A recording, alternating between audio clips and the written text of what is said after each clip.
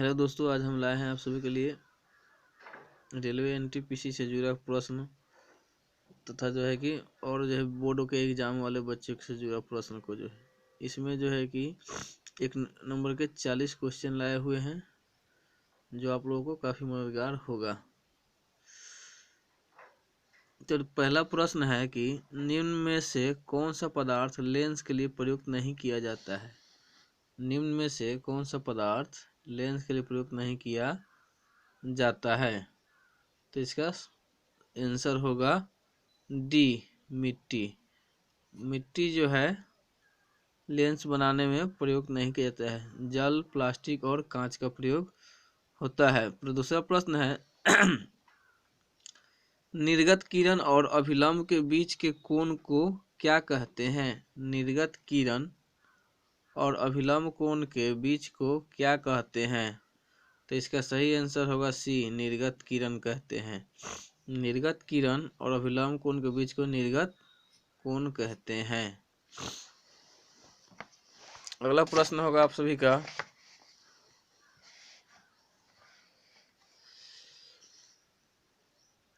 किस माध्यम से अपवर्तनांक का मान होता है।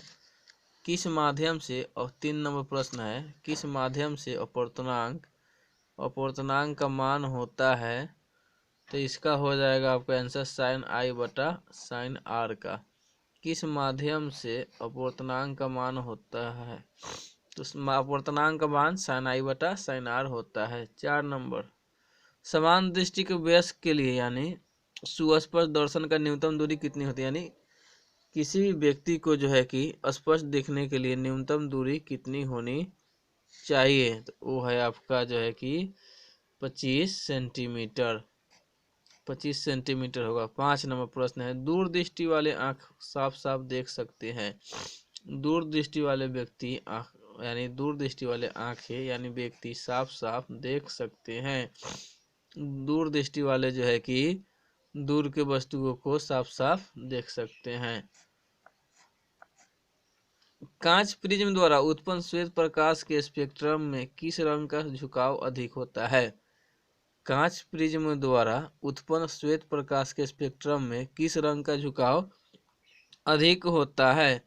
तो प्रिज्म पर जो है कि विबजियोर जानते हैं उसके अनुसार बैजनी पीनाला तो किस रंग का सबसे अधिक होता है। तो वो हो जाएगा आपका डी बैगनी रंग का सबसे अधिक होता है।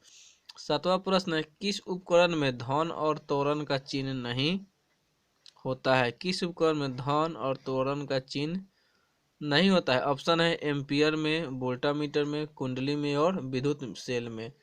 तो आपका सही आंसर होगा कुंडली में। कुंडली में धन और त्वरण का चिन्ह नहीं होता है। 8वां नंबर है कि 10 ओम तथा 20 ओम के दो प्रतिरोध को श्रेणी क्रम में जोड़ने पर समतुल्य प्रतिरोध कितना होगा। 20 ओम, 20/3 ओम, 30 ओम और 10 ओम। तो इसका सही आंसर होगा 30 ओम। 30 ओम हो जाएगा। 12 वोल्ट विभवांतर के दो बिंदुओं के बीच 20 कूलाम आवेश को ले जाने में कार्य किया जाता है कितना जूल। 12 वोल्ट विभवांतर के दो बिंदुओं के बीच 2 कूलाम आवेश को ले जाने में कार्य किया जाता है। तो आपका हो जाएगा कितना। तो हो जाएगा आपका 10 जूल। 10 जूल। विद्युत फ्यूज काम करता है। विद्युत फ्यूज किस प्रकार काम करता है। धारा के ऊष्मीय प्रभाव पर, धारा के चुंबकीय प्रभाव पर, धारा के रासायनिक प्रभाव पर, किसी पर। तो इसका सही आंसर होगा धारा के ऊष्मीय प्रभाव पर। विद्युत फ्यूज काम करता है धारा के ऊष्मीय प्रभाव पर। अगला प्रश्न है यदि किसी नरम लोहे को लापरवाही कुंडली, 11वां प्रश्न होगा, किसी नरम लोहे में धारावाही कुंडली के गर्भ में रख दिया जाए तो क्या बनता है। नरम लोहे को धारावाही कुंडली में के गर्भ में रख दिया जाए तो क्या बनता है। सामान्य चुंबक, कोई चुंबक नहीं बनेगा। विद्युत चुंबक, बनने वाला चुंबक बल रेखा प्रदर्शित नहीं करेगा। इसका सही आंसर होगा विद्युत चुंबक। यदि किसी नरम लोहे को धारावाही कुंडली के गर्भ में रख दिया जाए तो क्या बनता है? तो विद्युत चुंबक। अब कह रहा है अगला प्रश्न, 1 किलोवाट और तुल्य है किसके बराबर है? 1 किलोवाट तुल्य है किसके बराबर है? तो इसका हो जाएगा आपका आंसर जो है कि 3.6 गुने 10⁻6 जूल के बराबर हो जाएगा ये।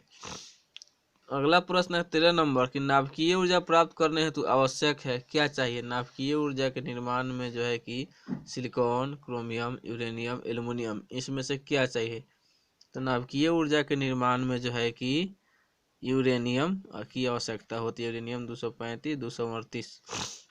अगला प्रश्न है, जल से होकर विद्युत धारा प्रवाहित करने पर जल का अपघटन होता है और H2 और O2 मुक्त होता है, तो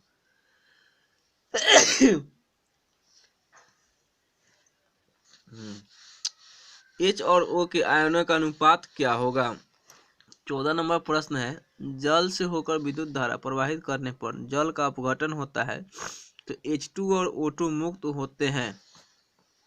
H2 और O2 मुक्त होते हैं तो H और O के आयनों का अनुपात कितना होगा? H और O के आयनों का अनुपात कितना होगा? तो अगला इसका आंसर है 14 का सी नंबर 2:3 होगा। भोजन का पाचन तथा पकाना किस प्रकार की अभिक्रिया है? भोजन का पाचन तथा पकाना किस प्रकार की अभिक्रिया है? अपचयन अभिक्रिया, ऊष्मापेशीय अभिक्रिया, उपचयन अभिक्रिया, विघटन अभिक्रिया। तो हो जाएगा 15 का आपका सी नंबर, उपचयन अभिक्रिया। रासायनिक समीकरण Fe+H2O में Fe3O4+N2 को संतुलित करने पर जल के अणुओं की संख्या होगी कितनी होगी? जल के अणुओं की संख्या तो 4 होगी। सोडियम क्लोराइड के जलीय घोल से विद्युत धारा प्रवाहित करने पर यह विनियोजित होकर सोडियम हाइड्रोक्साइड बनाता है तो इस प्रक्रिया को क्या कहा जाता है? इस प्रक्रिया को विद्युत विच्छेदन, विघटन, द्विविस्थापन और क्लोरो क्षार प्रक्रिया, तो इसको क्लोरो क्षार प्रक्रिया कहते हैं। चीनी का आणविक सूत्र क्या होता है? चीनी का आणविक सूत्र क्या होता है? तो चीनी का आणविक सूत्र जो है कि C12H22O11 होता है।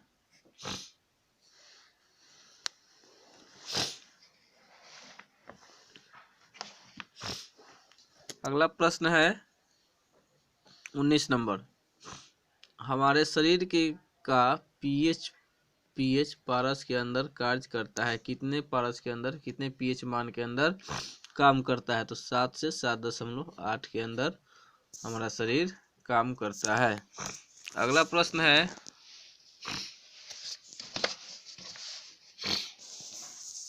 निम्नलिखित में से किसे चाकू से